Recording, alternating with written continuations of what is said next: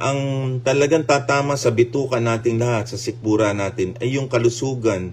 Kung ikaw ay na heart attack, ikaw ay na stroke, ikaw ay na pneumonia na bigla at wala kang ipon, you know that the government through PhilHealth will be able to pay your hospitalization to a certain degree. At least man lang 30% ang out of pocket na lang natin. Yun ngang isang mahistrado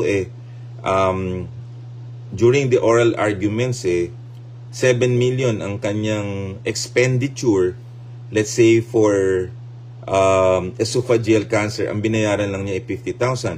May isang provincial health officer, 4 million ang bill niya, ang binayad lang sa kanya ng PhilHealth ay 30,000. Ito mayayaman pang tao, merong power, may influence, how much more kung maliit kang tao. So, yun.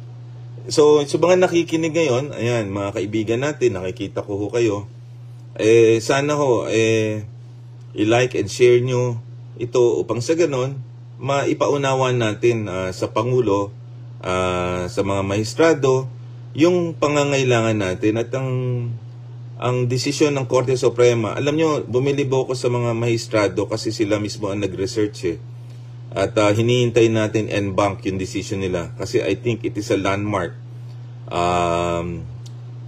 decision yan.